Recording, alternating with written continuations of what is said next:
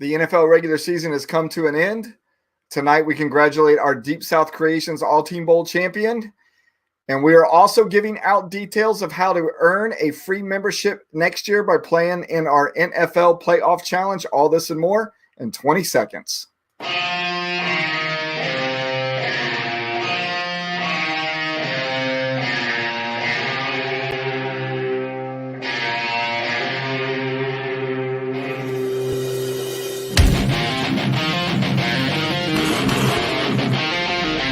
Hey, fellow fanatics, welcome to the Fanatically Real broadcast sponsored by Football, Darts, and Fantasy Sports Alliance.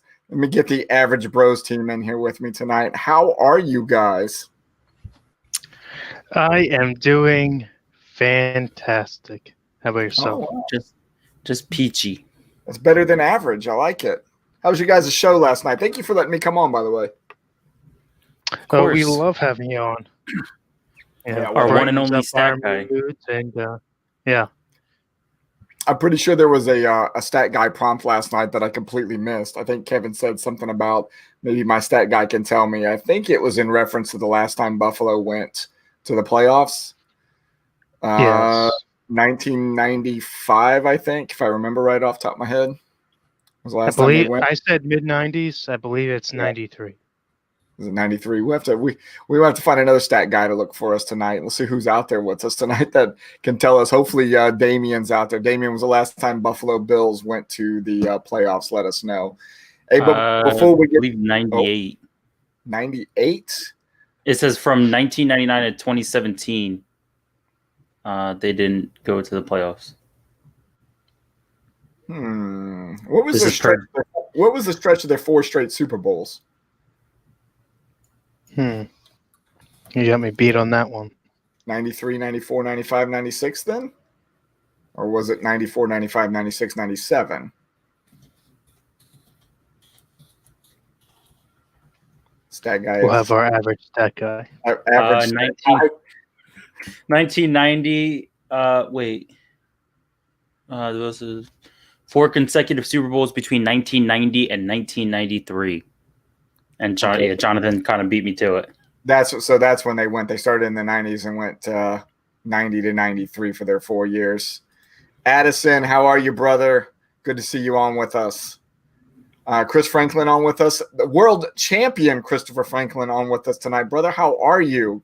Congratulations on the big win, man. I don't think I've ever seen you come on a show with us before either, so appreciate it. Heather chimes in with 1995. Yeah, I think the 90 to 93 was Super Bowl years. Were they still in the playoffs then in 94 and 95? They just didn't go to the Super Bowl those years? I believe so. Okay. I just wanted to take a second to congratulate Chris on making it to the finals and winning with none other than Traquan Smith on his team. I just want to get it out of the way now. Just wanted to get it out of the way now. Of course you did. Representing the whole rookie class. Kudos to you. Of course.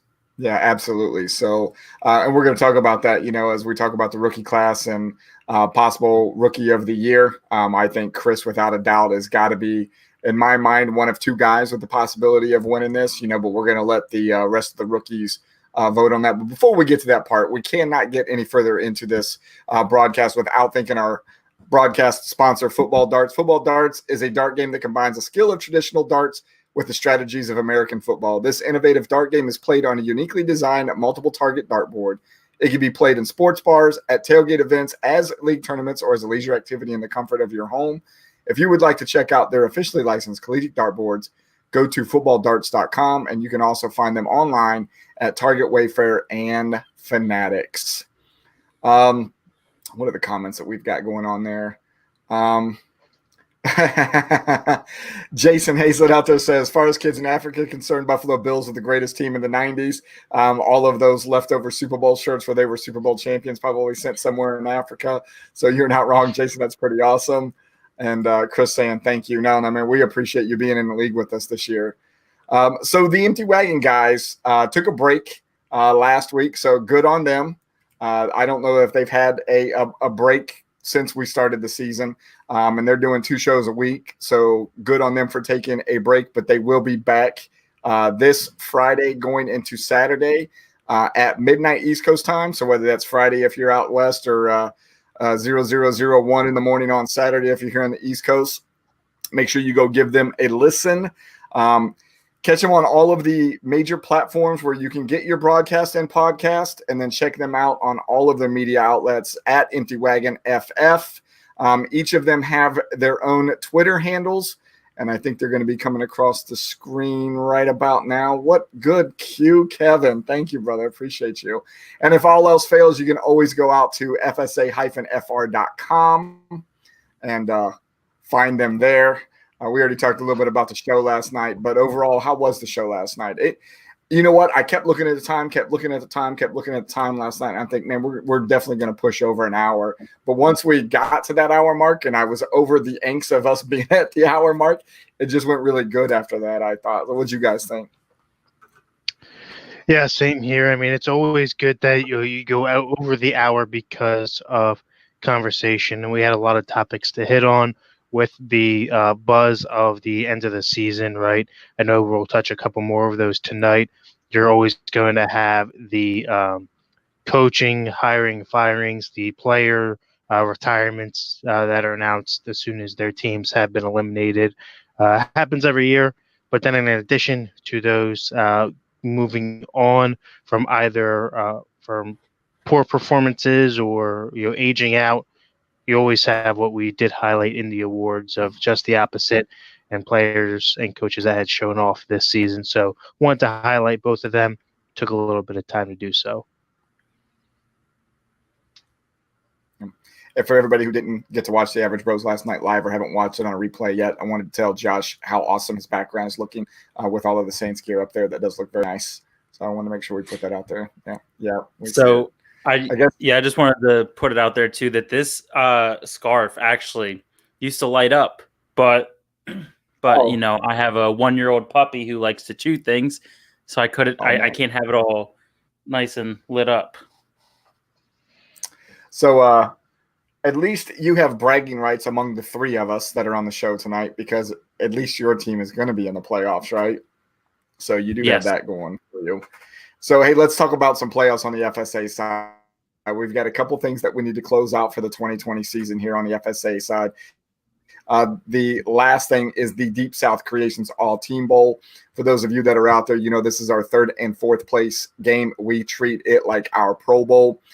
The guys do a redraft in what we call depth chart football and also all-team football. All-team meaning there are 32 roster spots between these two teams. There is a player from each NFL team on these two combined rosters. After they do the drafting of their team, then they have to set a lineup based on depth chart where you have a starting lineup of 9 players, what gives you 100%.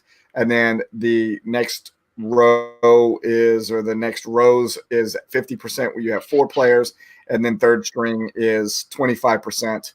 And we did something different this year. We ended up adding the dice to it. And Sean on with us. Congratulations, Sean. We might as well go ahead and say it now. Congratulations for winning the Deep South Creations All-Team Bowl. We did something a little bit different this year. We added a set of dice. In fact, I've got them all right here, right in front of me right now. Each one of these dice have different positions on them, all 6 of the scoring positions that we have in FSA. And we rolled those dice, and those are the positions that they had to pick, adding a little bit more of an element of interest to it. It made it tough for the guys to draft. That's all I can say. Both him and Anthony walked away saying it was the toughest draft that they had ever been in.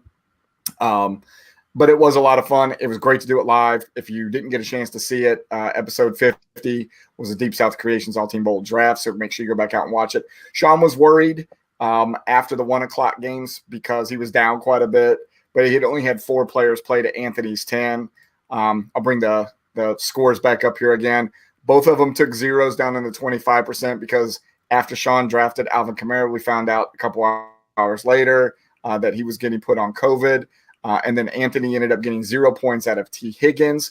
And then the afternoon games happened, and it did wonders for Sean's lineup. And then the Naughty Dogs ended up defeating the Lunatics there. And something different this year, I think this is the first year that this has happened, where the depth chart didn't really play a part in who was going to get the win or the loss. Sean, if we had got 100% of the lineup, was going to get the win. And in this case, with the depth chart, still got the win as well. And I think in all of our other 3 previous seasons that we've been able to make this happen, that has not been the case. The team that would have won at 100% ends up losing this game because of the way that they set their depth chart. Jenna on with us tonight, and she says, we're not blurry. Oh, never mind. We're blurry now. So I'm not sure what caused that on Jenna's side. What the heck is up with YouTube and being so blurry? I don't know. I never get a chance to watch us live. I think the next time that the Average Bros guys go live, I will probably go over and watch that and see if it is that way.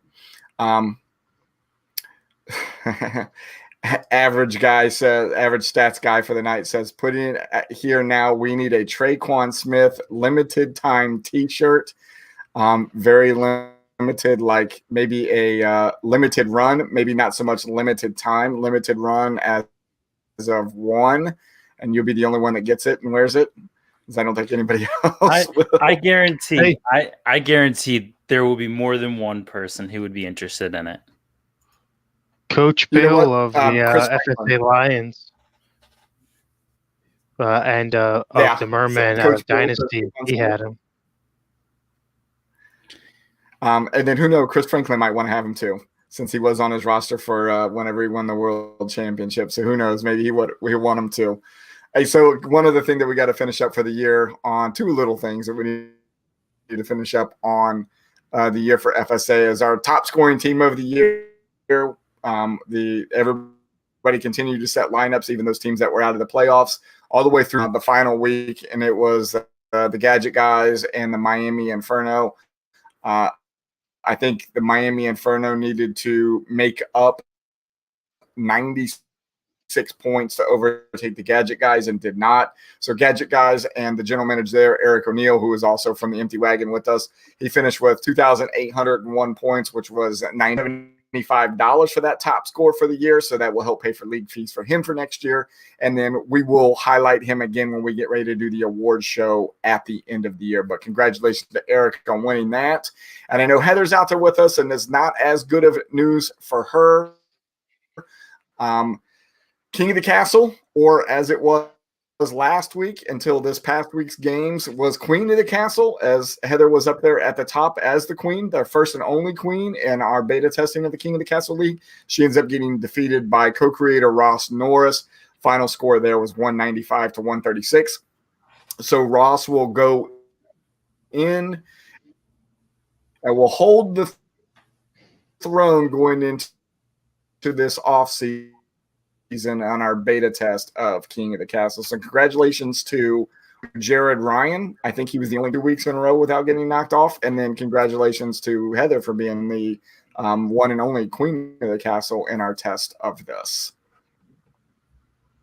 What do you guys think about the King of the Castle? Let's talk about it for a second. As I've said in the past, I am a big fan of the initial idea. I know that going into next year, we will be beta testing it for the season to kind of iron those out.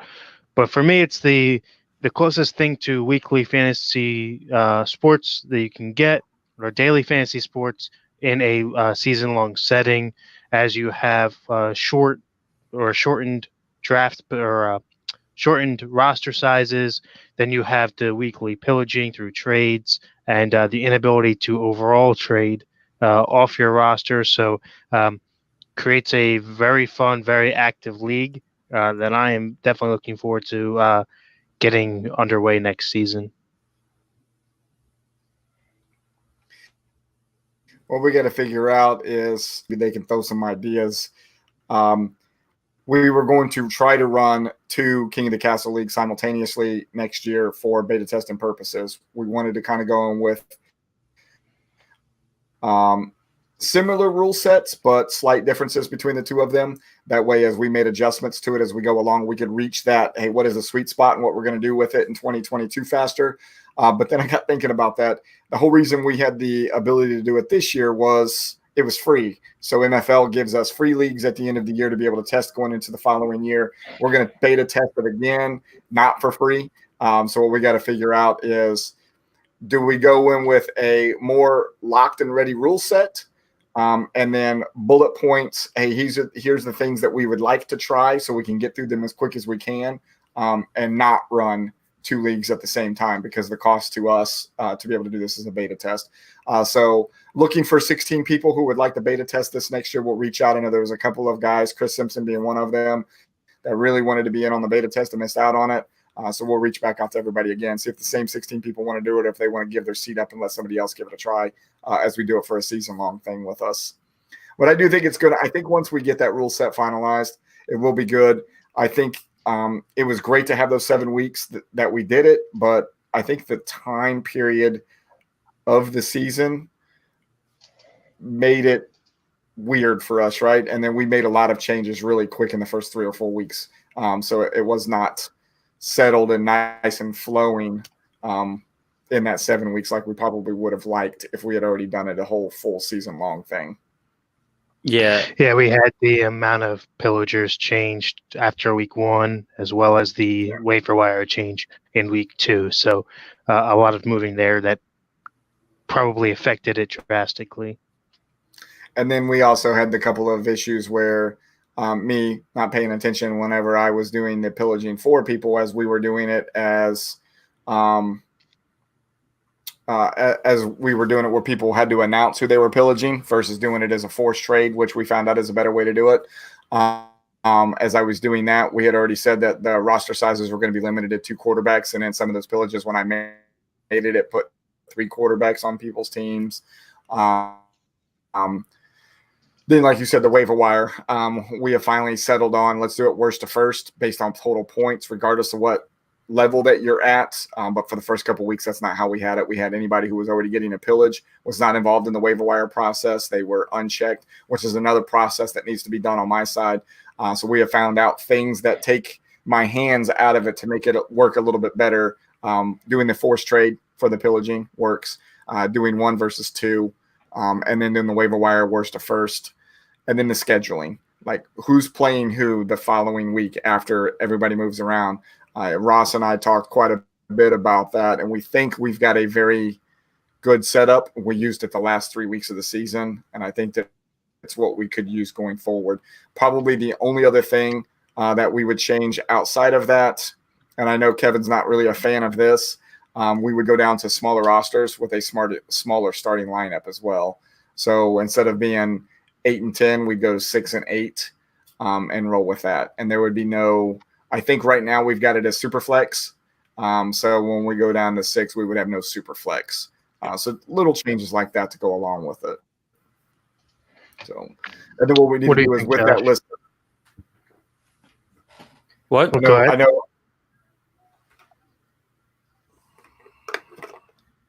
I don't know if Josh knows. You had, what do you have? What did you think about what you've seen on the league and the details so far? I know you're not in it, but watching it from the outside, has it piqued your interest enough to join in next year with us, or what do you think on it? Oh, definitely. It's a league that I'm not in, that I like the idea of it, so I want in. I like the idea of being able to do the forged trades and take the player that you want from the team that you beat, and just the whole having the beta test it pretty much 3/4 of the way through the season, maybe a little before that. So I think it's the right idea to do another beta test for another year, so you can experience the bye weeks, the injuries that come up, because I think you completely hurdled all that right when the league started. Yeah, we missed out on a CMC and a Michael Thomas not playing a whole lot. The other thing that happened with us when we did this as well is we had a couple guys that got auto drafted, and the auto draft did not work well for them. So they were really far behind already before it ever got started. And I really do want to see what that looks like as we're pillaging players, right? And then our people, and I know you're a fan of the 8 and 10, and I'm a fan of the 6 and 8. And I think with the 6 and 8, it gives a chance for more of a turnover than an 8 and a 10 would.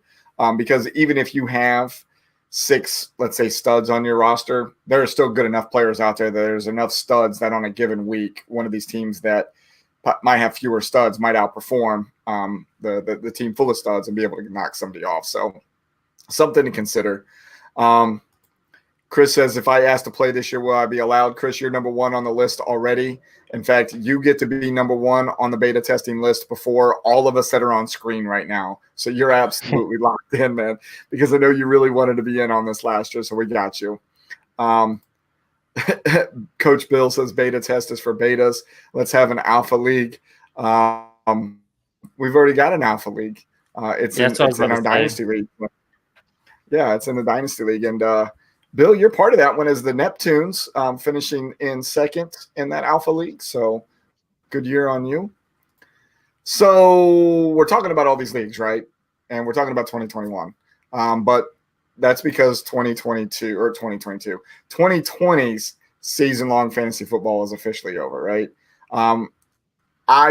Before we get into talking about anything else, for all of you that watched or listened to us this year or began following us on any social media outlets, thank you. I got to thank both of you guys. You know, Josh and I had the talk a couple of weeks ago. I think Kevin was offline for a little bit. Josh had asked the question, you know, what were you doing before we came on board? Who all else was part of FSA? And it really, Cheryl and I for a couple of years together.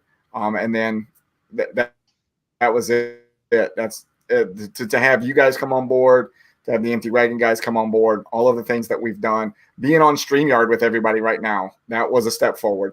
Being able to be live on YouTube, Facebook, Periscope / Twitter at the same time, you know, a step forward for us. A brand new website, step forward. 4 dynasty leagues, QB54 Arm and Leg League.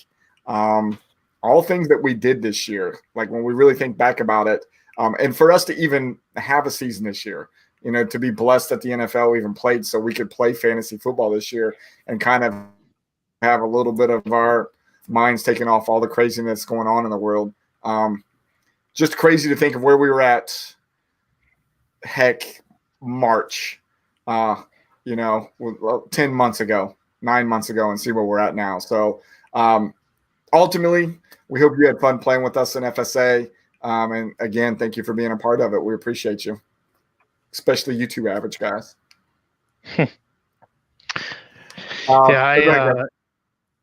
I was gonna say it's definitely been a pleasure to come on board. Haven't been dabbling in the world of sports media and in fantasy. To bring it all together and wrap it under the umbrella of FSA has absolutely been a pleasure. And definitely looking forward to the 2021 year with all of that that it does bring us.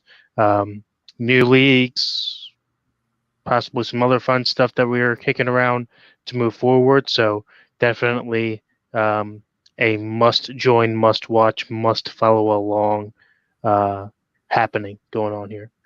What I love about having both of you on with us, Empty Wagon guys, as well, they're not here to be able to defend themselves whenever I say this, but in a good way, is how much you guys have twisted my arm this year and put me outside my comfort zone and the things that we've done to be able to make this grow. You know, Average Josh has this idea of a new league that we're going to start that we've not even really talked about live, right? He's still gaining information to figure out how we're going to do that. Something I thought of years ago, but was never able or probably ever going to be able to put pen to paper had it not been for him to fall in love with the idea and want to run with it. You twisting my arm, especially really recently, Kevin, on new ideas for us for 2021 that you've been around me long enough now. You know how stubborn I am. It takes me a while for me to be able to see it. Sometimes you just got to do it, and then okay, that's what you meant, and that's how it's going to go, and then we move forward with it. So, but and that's happened a few times. If we talk about it in what we can, if you go out and listen to all of us after the fact on Apple Podcasts, Spotify, Anchor, Google, iHeartRadio, Amazon, that was something that we had kind of seen the Empty Wagon guys do because they were not live. So we pushed them to come live with us. They said, hey, why don't you guys go out and get on the podcast forum? So that way, people can go back and listen at their leisure, which we love that people do. So we do thank all of our fans for that. But that's something that was like, hey, I have this idea. 10 minutes later, I said it's made for us. Go sign in. And that's the thing. Sometimes I'm like, I ho-hum around it and I'm just like tiptoeing and not sure what's going on. And then you just do it. And then it's a thing and it's been great. And then Jenna is saying out there as well, don't forget your top fans. Jenna does come on like every show every night. She's been on with the Empty Wagon guys and on here with the Average Bros and here on the Fanatic Real broadcast.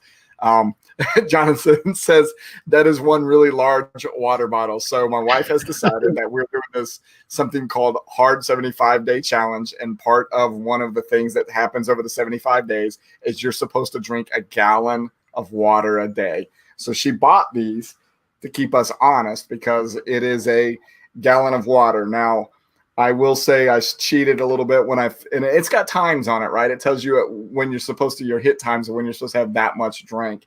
So I filled it in between the 9 o'clock and 11 o'clock part today. So right about here. So I would say that was 3/4 full. And as you can see, I've drank over half of this thing now. And my bladder does not thank me for it. Does not thank me for it. So, let's see a lot of what we're talking about right now, the things that we're talking about, how far we've come, and you guys twisting my arm and stuff like that, is all stuff that we probably should be and we'll be talking about again when we get ready to do our awards show, right? Probably should leave a lot more of this for the award show, which is going to happen on 10 February. Coach Bill, I promise it's not whipped cream vodka. I have not had. And this doesn't sound like it's been that long, so this sounds bad. I have not had any alcohol since the 31st of December. What's today? 6 days, so 7 days. I haven't had alcohol in a week now. Don't you get a chip now? Say again? Don't you get a chip now? Yeah. Well, I think you got to hit 30 days before you get one of those. But I could imagine drinking that much in vodka. I don't know. That's probably what I drink in a weekend anyways in vodka, but not in a day. But the awards show will be on 10 February. We've already talked about it. Eric O'Neill winning the top scoring team of the year. We will be presenting him the official and more formal award. We're going to be giving our awards out for General Manager of the Year and Rookie General Manager of the Year. They will be voted on by their peers. I will set up SurveyMonkey for the voting process for that this weekend. And then I will send that information out. I will make sure the email for all of the general managers of the year goes to just the general managers. And then the email for the rookie survey goes to just the rookies. That way they can vote on their peers. They'll know what the general manager's name and team name is, so they can go out and do their own research and vote on who they think. Maybe we'll give them the first couple that they think, the top 3 or something like that. So we can do a little bit of a layout of who should get that award for the year. Also this weekend, as I'm in the process of doing that, I'm going to start doing payouts for everybody who earned money this year. So I will reach out to you individually and will say, is PayPal okay for me to pay you back in?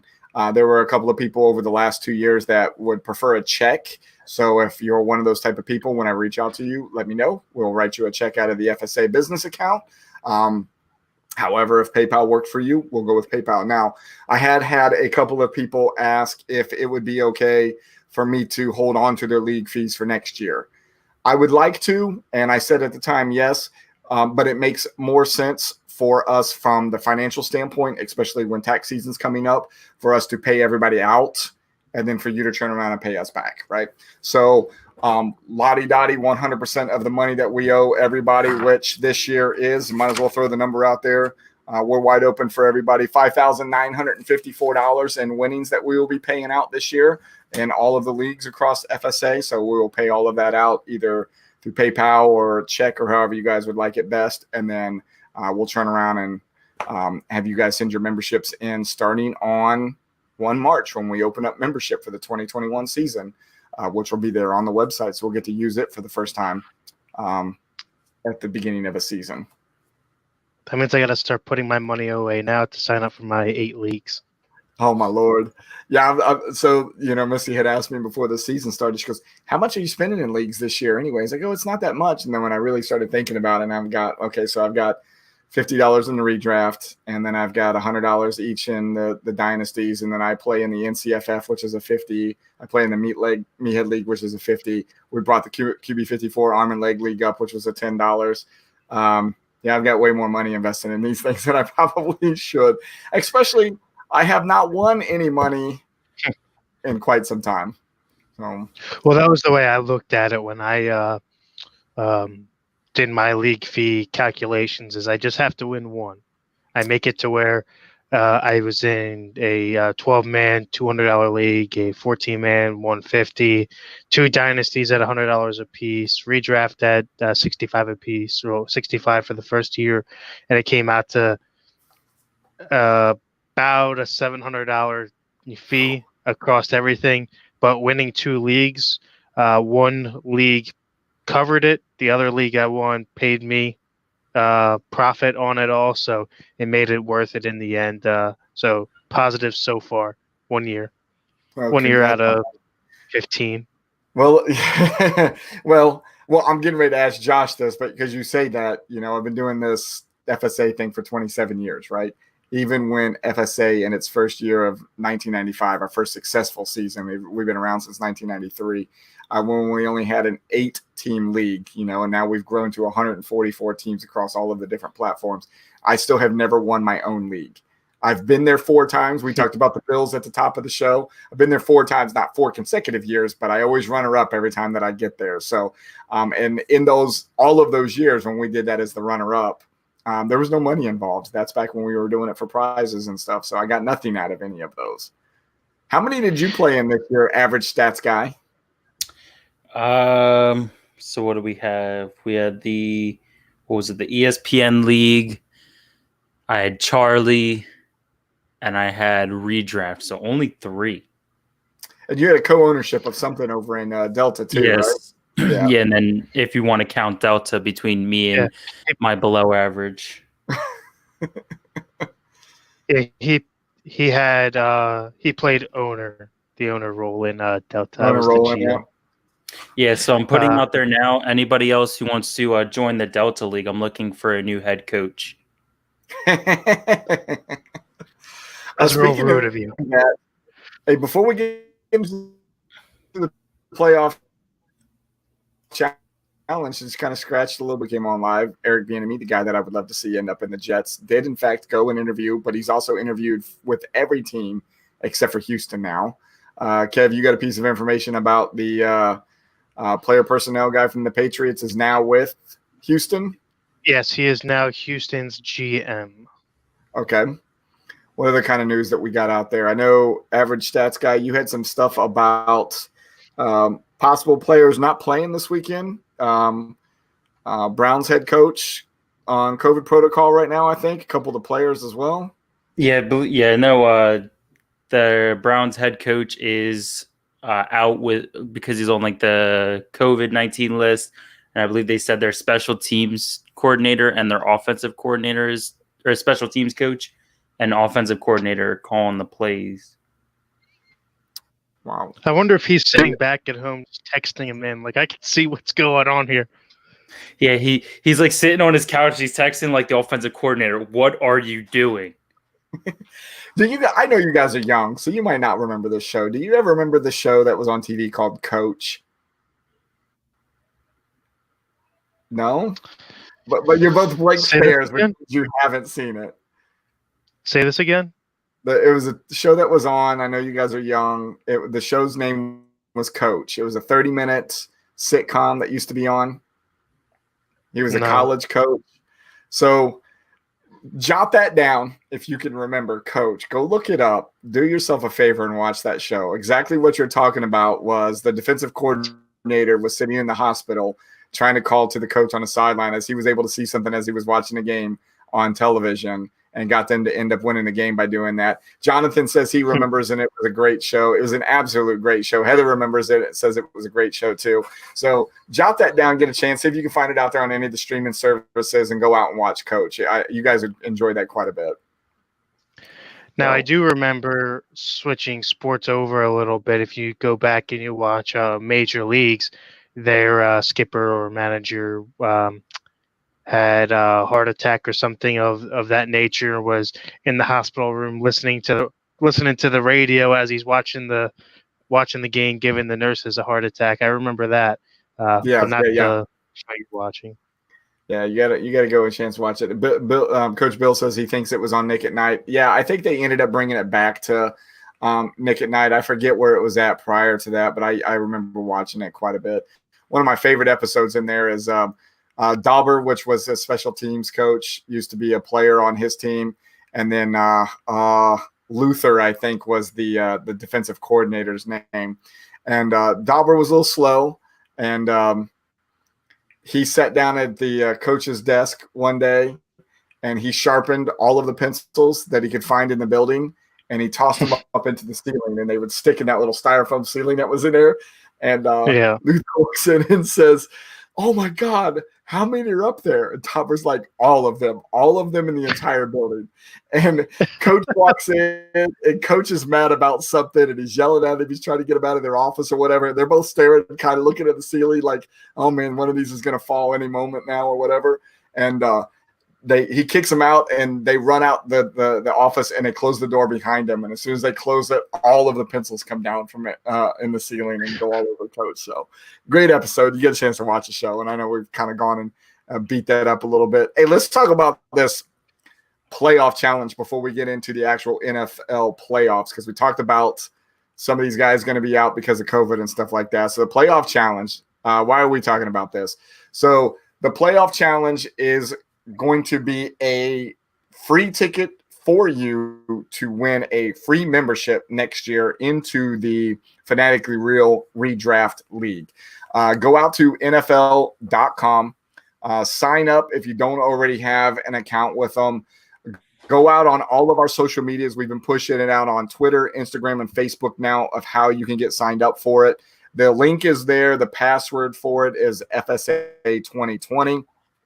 Here's the premise behind the NFL playoff challenge. You're going to start a roster of 8 players. It is going to be a quarterback, 2 running backs, 2 wide receivers, tight end, kicker, defense. You can change those players anytime, every single week that you want. However, you get a bonus for every time you keep that player in your roster for consecutive weeks. So if a player stays in your roster 2 weeks in a row, you get a ×2, 3 weeks in a row ×3, 4 weeks in a row ×4. So what you're trying to do basically in week 1 is put the players in your roster who you think are going to go all the way to the Super Bowl, so you get that ×4. Now, what happens if you want to start guys that are on the bye in week 1 this year? Because we're doing 7 teams on each one of the conferences. There's only 1 team on the byes. That's Kansas City and Green Bay. You can, in fact, start the players that are on the byes. Here's an example for you. Aaron Rodgers is on a bye. He's going to earn 0 points for the team in week 1, or for your team in week 1. But in week 2, he's automatically guaranteed to get you ×2. If he makes it all the way to the conference championship, he's going to get a ×3. And if he makes it all the way to the Super Bowl, he's going to get a ×4. Let me show you what, not my lineup, but a lineup, if I can get off of the screen here, looks like. I did, in fact, put this lineup together as an example for you all, but is not who I'm going to have as my final lineup.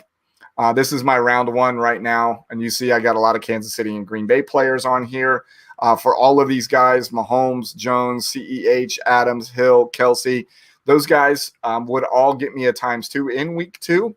And right now, Tyler Bass and the Rams defense, if they were to move on to round 2, would also get me a ×2. However, let's say both of those players are eliminated in round 1, then I would have to replace those 2 players and would only get a ×1 for the players that I replace them with. The scoring is a little bit different than what you're used to seeing in FSA, more of a traditional type scoring, where you're going to get 6 points for rushing and receiving touchdowns, but only 4 for passing touchdowns. The field goals are slightly different. We're up to 49 yards. You're going to get 3, and anything above that is 5. And as you can see, that's all right here as well. So go out and check out our social media outlets. See if you can find it. If not, reach out to us directly. I got asked by Jonathan Brown,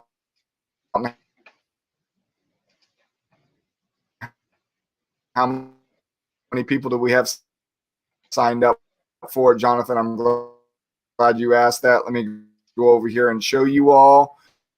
We will come back up to the groups so you can see what that looks like if the page would load. So far, we have 31 people signed up. This is, wow, okay. This does not want to work for me. There we go. This is the 2020 league where we've got 31 people right now. Last year's league had 33 in it. It is unlimited to the number of people that can sign up. Please only sign up once, Kevin. So you'll have only one entry into this. And it's not just for FSA members. It is open to everybody. So if you have family, friends, coworkers that you've been trying to get into FSA, and they're not sure that they want to put the $50 commitment onto it, but they think they have a pretty good chance of winning this playoff challenge, tell them to get in the playoff challenge for free. And if they win it, they're playing for FSA in the Fanatically Real redraft next year for free as well. Bill says, yeah, I'll have to go back and read that. Bill, I'll come back over that in a few. But yeah, so let's talk about these playoffs. Here's the playoff brackets. Let's spend a little bit of time talking about this. This is where I want to spend the majority of the show tonight and get everybody else's thoughts that are out there as well. Are you sure that this is up to date? Because yeah, why? What's wrong? I don't see the Patriots on there. I'm concerned. Oh, because we're not going backwards in time. Yeah, it's because we're not going backwards in time because they suck. So, my nephew Christian Brown on with us right now. Perfect time for you to come on, KB. So we're going to talk a little bit about the Steelers. He is a Steelers fan. So for all the fans that are out there, please chime in on what you think is going to happen in these playoffs. So let's start at the 4-5 game on both sides. Let's do the AFC side first. And then we'll go over to the NFC side and we'll bounce around like that. I think this Titans-Ravens game is one of the most interesting games, I think, in this first round. One of the two that I think are interesting. I'm not even sure how to pick this one. I think earlier today when I saw it come across somebody's Instagram asking where we would do the heads up, I think I picked Ravens. It's great. I don't even think my girls know this yet, that their two teams are playing against each other in the first round. So I got to let them know that and then get their jerseys out this weekend and wear them. But how do you guys see this game going? So we talked about our 2020 Average Awards show last night on the Average Bros show between myself and Josh down there. And, I gave out my Offensive Player of the Year award to King Henry from the Titans. I got to stick with him. I think that Lamar is very underperforming with his team and the Ravens all around. Just an okay team. I think they really snuck in, if you will. I think the Titans, as we talked about this last night, the longer the season goes, the better that Derrick Henry has gotten. So I think that will push through the playoffs, and the Titans will win this one. So I'm going to go, just for the sole purpose of just going against Kevin, I'm going to go with Baltimore on this one.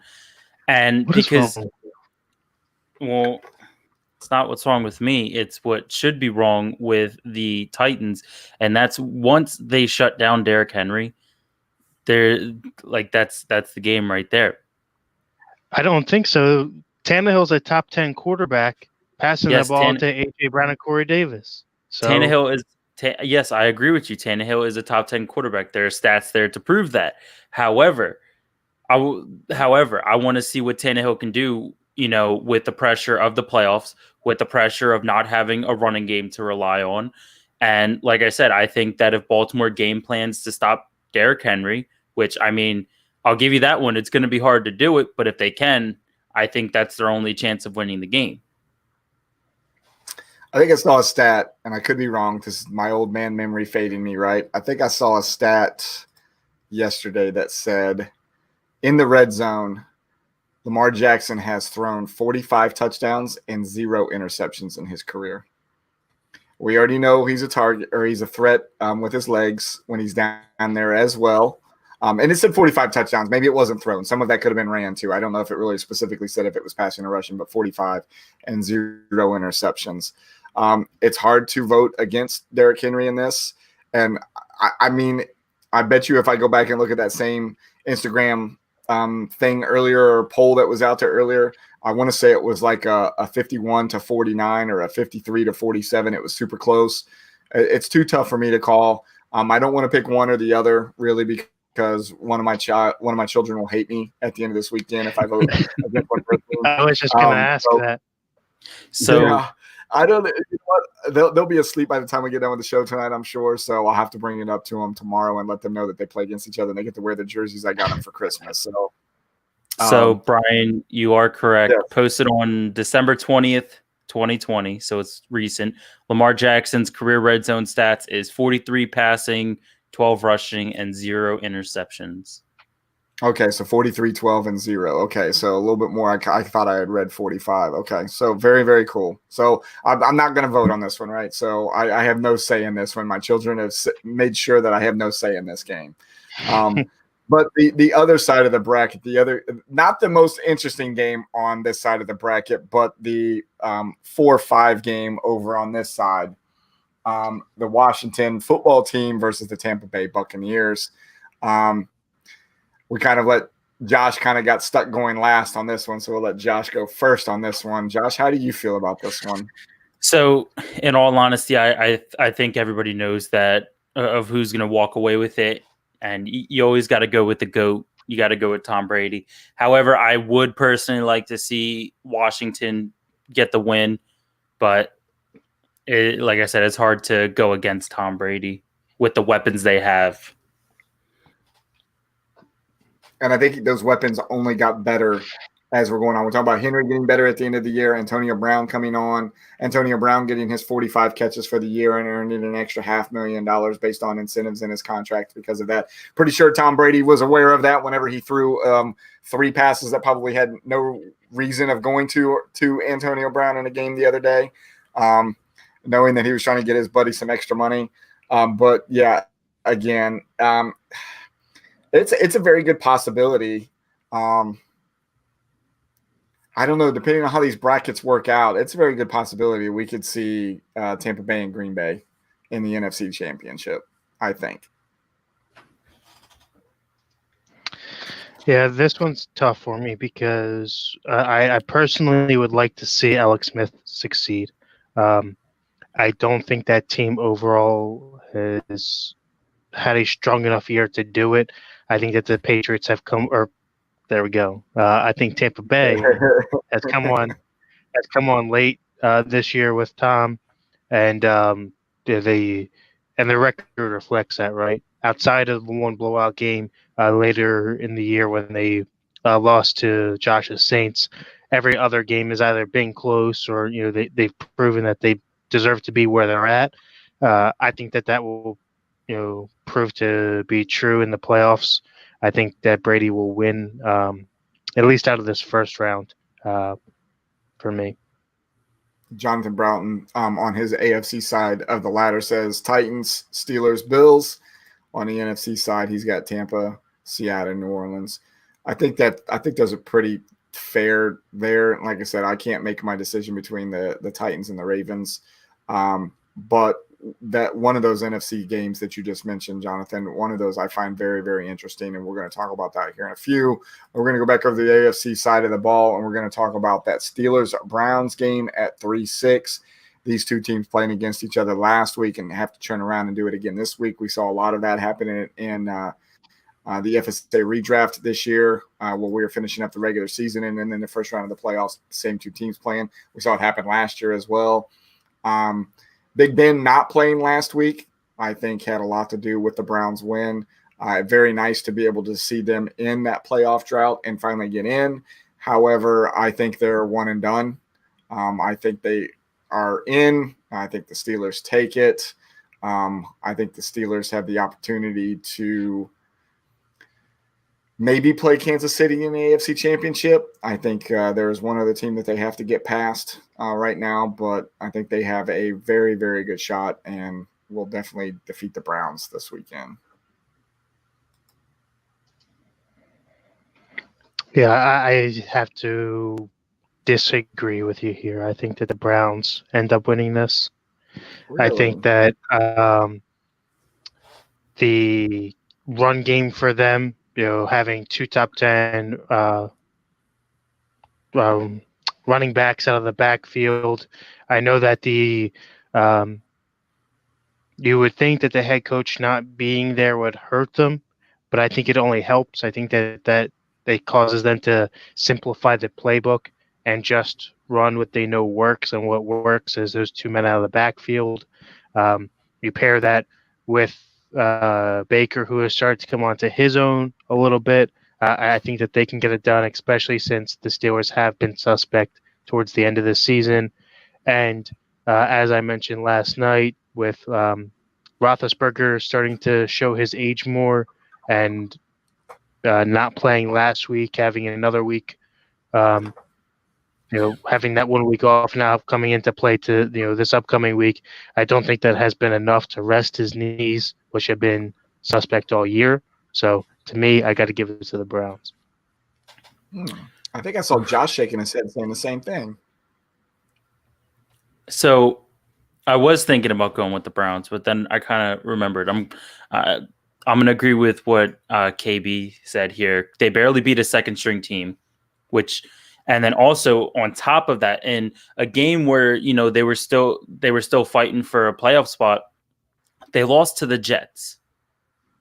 So I'm taking that into consideration as well. And then on top of the fact they don't have a head coach there, yes, they have the running game. They barely have any receivers there. And with how good I'm going to say Pittsburgh's defense is, they still have a decent defense, and Pittsburgh still does have a reliable offense dependent upon Big Ben's knees. It's going to be a fun game to watch. I know it around the KB household, with his grandmother being a Steelers fan and his cousin being a Browns fan and living right next door to Grandma, is going to be a very, very fun time up there in Berlin Heights, Ohio, when that game happens this weekend. So let's bounce over to the NFC side in the Seattle LA Rams, which I think is probably the most interesting game in this entire first round. As much as we want to think the Steelers and the Browns are another one of these games, I'm not going to call the Titans Ravens just because of what it does to my household. I guess in this case, so does the Seattle, really, with Misty's team being Seattle. But this game, I don't know. Like, we saw Jekyll and Hyde out of both of these teams this year, right? We saw Seattle have some flashes of greatness. We saw them struggle mightily. Rams, you never knew who you were going to get. Like, I finally found the pattern in the Meathead League between Matt Ryan and Jared Goff of who I needed to start. And if you really look at it, the LA Rams were up and down every other week, and it was all based on the performance of Jared Goff. And he was up and down every other week, and you just had to catch him on that frequency. To make sure I'm not sleeping on the couch, I mean, I'm going to probably have to go with Seattle in this one, but I think this one's too close to call. It really depends on who decides to show up for these two teams whenever they decide to face off against each other. So you said you were taking Seattle? Only because if I don't, my wife will make me sleep on the couch if I say the Rams. So I'm going to agree with you under one stipulation, and that's if Jared Goff doesn't start. If Jared Goff doesn't start, I will go with Seattle. But if Jared Goff decides to start, then I will go with the Rams. He does have that thumb injury, right? Yes, it is. So he's still questionable. They haven't named a starter yet. But if he does decide to play, I'm going to go with the Rams. They have a number one defense, and I know Kevin was talking about how like the Steelers, being a little shady in the second half of the season. I think that's the same with Russell Wilson in the second half of the season. He had a running start. was amazing at the beginning of the season. I think Kevin just spilled something. Sound like he spilled something. Possibly. But near the end of the Tears. season, he kind of tears. but near the end of the season, he kind of went on a little bit of a decline. And then also, I mean, yes, Seattle has a really good offense with, DK Metcalf, Tyler Lockett, and just Russell Wilson himself. But you got to remember that the Rams do have a number one defense. So I think that Jalen Ramsey and Aaron Donald just completely stop it. And I picked them up partway through the year in the Meathead League, in that league over there. And I know we've got a couple FSA members that are going to go over and join Matt Kroll and his league over there next year. You play a full team of defense and then 4 individual defensive players as well.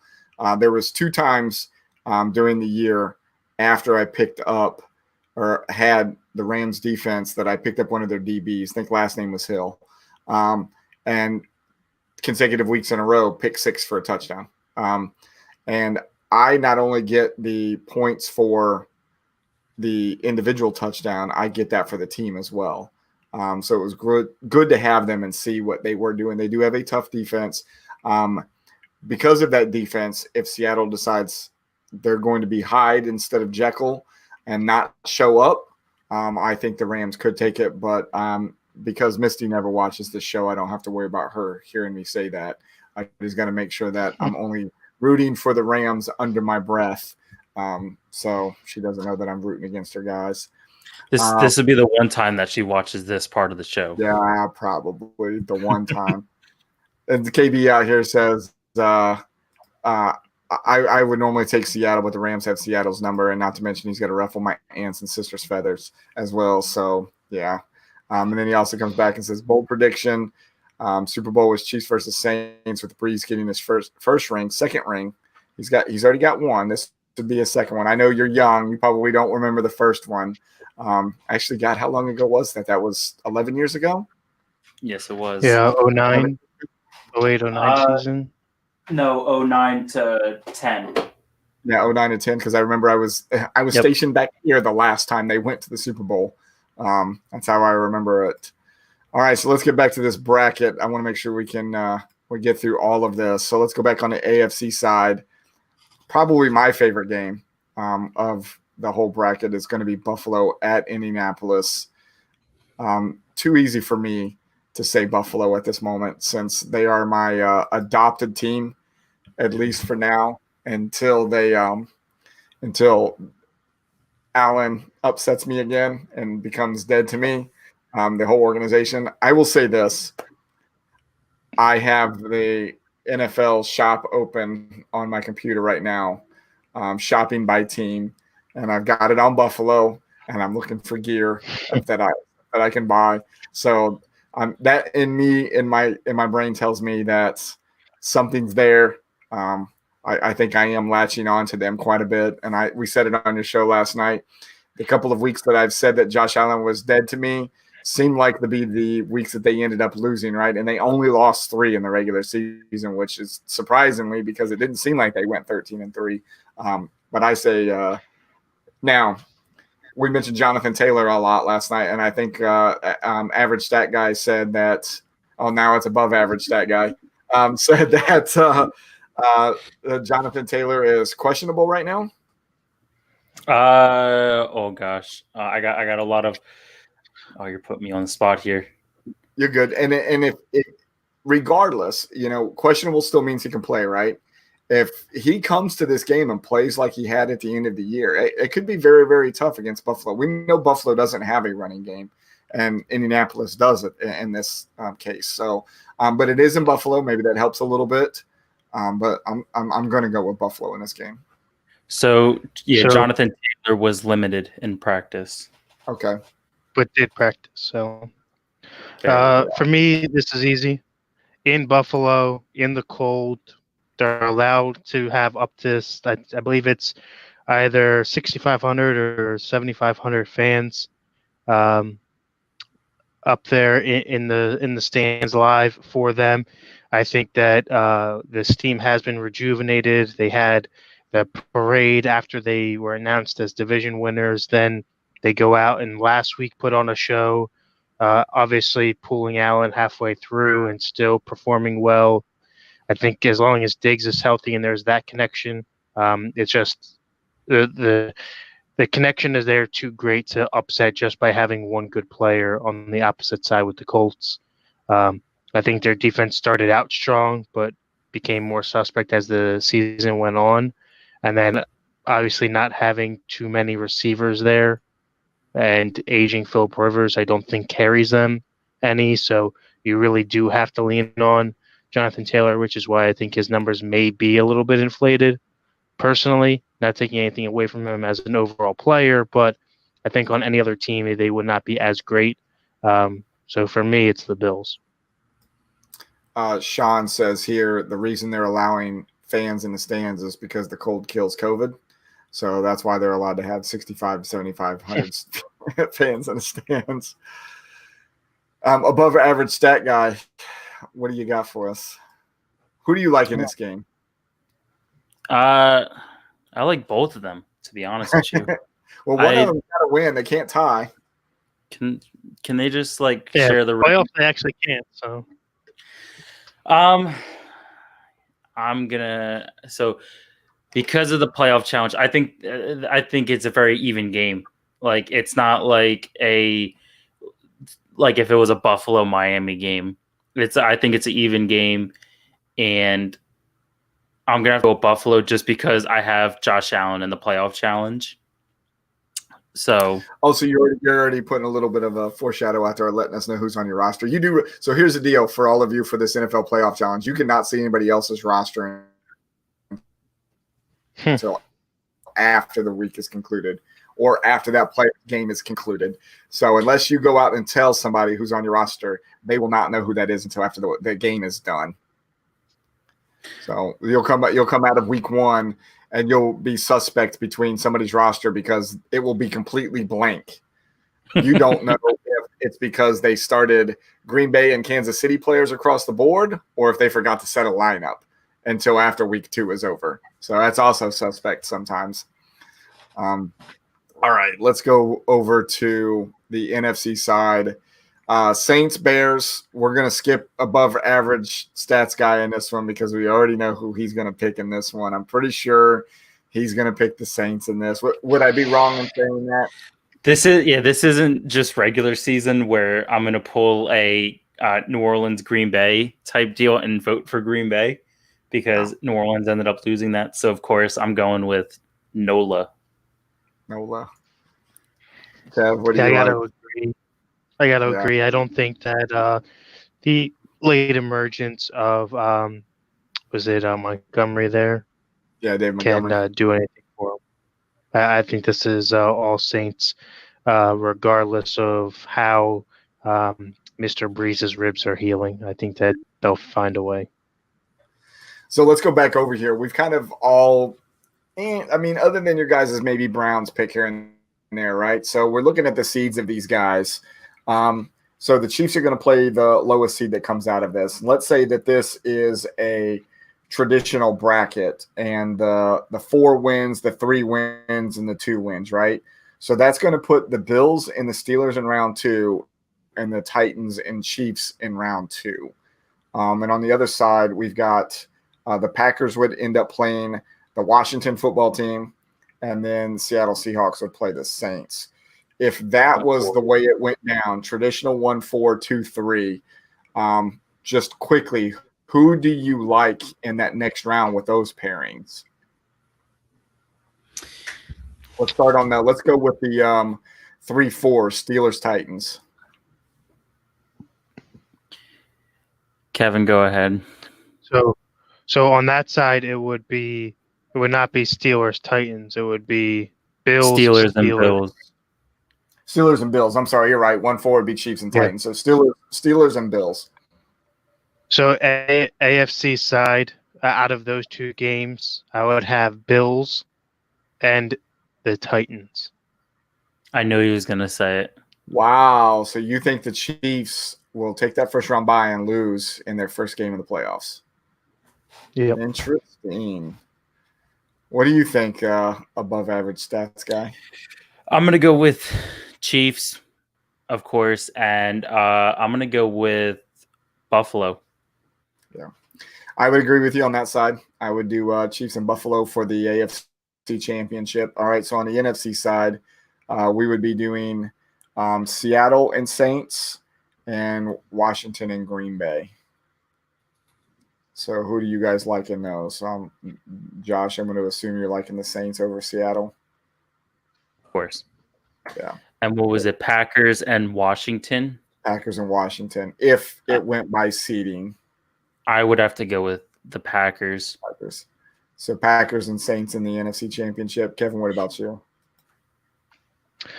I would agree with that based on the seeds. I don't see it going that way personally because of There's no way seed there, Washington in that round. Yeah, I don't see Washington in that round. Yeah. Okay. If I was to predict off of not the seeding there and the two games that it could come out to be, that means I would take the Buccaneers to play. What would that other matchup become? Now that you took the bracket off. So the Buccaneers end up winning. They're the number 6 seed, so they would end up playing the Packers. So I see the Buccaneers still winning that, and then that means the Saints would then play the Seahawks 2-3. I see the Saints winning that. So then you have Packers play, or sorry, you would have the Buccaneers play the Saints for a third time. That'd be crazy for a third time for the year. That would be a very interesting matchup for sure. All right, let's talk about 2021, right? Because we talked about it a little bit already. I want to kind of scratch the surface on it, and then we'll get out of here. So we talked about some of the things that are going to happen in 2021. So the dynasty rollovers for 2021. A couple people were asking, when are we going to start being able to pay our league fees? When are we going to roll over rosters? When can we start trading again? So Bob Reddick, one of our guys that plays in multiple leagues with us here at FSA, does a lot of dynasty leagues on MFL, the expert that I go to ask the questions. And he says, traditionally, you are allowed to start rolling over right after the Super Bowl is over. So that first week of February, we're going to be able to roll over all of these dynasties. Fiscal year opens up on 1 March. That is when we'll allow everybody to start paying. Once you've paid, then you can start trading inside the dynasty leagues. I have been reaching out to everybody on GroupMe, and I'll reach out over email while I'm doing the payouts and the Survey Monkeys this weekend. Individually, we've had so far 30 out of the 48 dynasty teams said they will definitely be back next year. I have a funny feeling that's going to be 48 out of 48. I just got to reach out there to them directly to make sure we get it. We'll get them all back. But just so everybody in the dynasty leagues knows that rollover when it's going to happen. We've mentioned a couple of the new leagues that we're going to have for next year. The Department of Defense League, which is for current and former military members only, so kind of an exclusive league for us next year. And then Kevin is going to do the Auction/IDP League next year. I don't know if we really have a name for that league other than Auction IDP. Get with me. We can work on branding this weekend of whatever you want to do with that and how you want to do logos and stuff like that. I'm all up for doing that kind of stuff and making it pretty for you. We're going to beta test the King of the Castle again next year.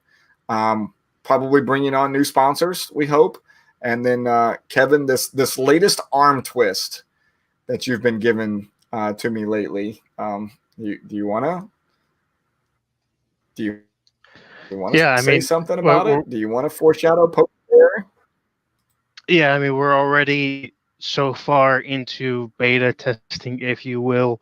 A lot of stuff going on here in the background of Walter Field, if you will, for myself working on this arm twist. We will be launching a new and improved in some fashion, whether it's on what we're working on now or expanding the squad locker, but in some way we'll have more offerings as far as merchandise goes. That means show merchandise, Average Bros t-shirts. You can get yourself an Empty Wagon hoodie, a Walter mug, tons of different opportunities that we're going to be bringing you, the fans. In addition to our shows, that means more options for logos with your personal team and all of the teams within FSA. How that's going to be laid out yet is still a little bit under wraps and under construction. So more will probably be shown on the awards show. That will probably be when we have things wrapped up. Yeah, we might be able to tease over the next couple of weeks whenever we do these other broadcasts. What Kevin's talking about too, which is going to be really, really awesome. For those that know the logistical and the back end side of the way that we run the stores now with Squad Locker is when you go out to our FSA-FR.com website right now and click on shop, it's going to take you to individual bubbles of the logos that are there. And when you click on those, it takes you to a Squad Locker store. Those are individual stores that are built for each one of the teams. Let's say you're a fan of FSA and you wanted to grab a Greenbacks hoodie and a Southern Sirens hat and a Naughty Dogs pair of boxers or something like that. You have to go to each one of those stores and purchase it. With what we're about to bring to the table, or at least what we're working on right now to be able to bring to the table, you would be able to purchase all of those and never have to leave that site, all from the same place. And you could get all of those things with all of the logos that you want for all of the teams, to include the broadcast, like Kevin said, some items with Walter on it if you want. And I mean, you've been playing around with it for 5 days now, 4 days. Yeah, around that. Yeah. And we played with it a little bit tonight, and it's that easy that we've got it almost set and ready to go, I would think. More of it is just the logistics of art, and hopefully we can bring that out to you soon. And when we said we'll bring it to you soon on the next couple of broadcasts, what do our broadcasts looks like? So this show will still continue on every single Wednesday all the way up through the Super Bowl, and then we will do one more show that Wednesday after the Super Bowl. That will also be when we do our award show. So 10 February will be our last show. We'll be on every Wednesday. Empty Wagon guys will be back with us this week. We will do happy hour on Sunday during the late game, just like we have most of the season. And then you guys will be back on Tuesday. I don't know when the Empty Wagon guys are going to do their show this week. I'm going to assume they're going to do it Friday going into Saturday to give the preview for the playoffs. Will they do one Friday or Sunday going into Monday like they normally do? I don't know. We'll let you know as soon as we know. That's pretty much it. That was a long show. When we were at 19 minutes, I thought we were about done, and somehow we stretched 19 minutes into an hour and 12 minutes. Thank you guys for both coming on, especially above average stat guy Josh there. Thank you for being on, even though you are a Saints fan. Thank you for having me. Yeah. What time you got to get to work tonight? 11 o'clock. Ew. All right. Well, we got to get you out of here. Spend some time with your girl before you get out of there for the night. Kev, you got any final parting things that you'd like to say to everybody out there in the Alliance? No, that's about it. Just stick with us here through the off season. I know there may be a little bit of a lull in play, but always something fun to talk about. Whether it be the inner workings of the leagues that we are going to be bringing up and debating those back and forth, looking ahead to the different dynasty leagues, because they do draft early in the year, right after the NFL draft goes on, and then obviously our rankings of where redraft players will be going in the upcoming season. So always something going on here in FSA, and we do appreciate you guys for checking us out every single week. And we also appreciate our sponsors, QB54 being our Arm and Leg League sponsor this year, Football Darts being our broadcast sponsor, Nature Coast Tailgating being our World Championship sponsor, Finger Lakes Mercantile, Cranky Veteran Candle Company, Southern Siren Sugar Scrub, Deep South Creations, all bowl game sponsors for us this year. And, of course, the Recast, who are the official music of FSA. Thank you for watching the Fanatic Real broadcast sponsored by Football Darts and Fantasy Sports Alliance. If you liked the show, please go out, like, share, and subscribe to us on all of our social media outlets. And we will be back this same time slot next week, and we'll be able to review the super wild card weekend of the NFL playoffs and let you know a little bit more of what's going on in FSA. You gentlemen, have a wonderful evening. Same to you.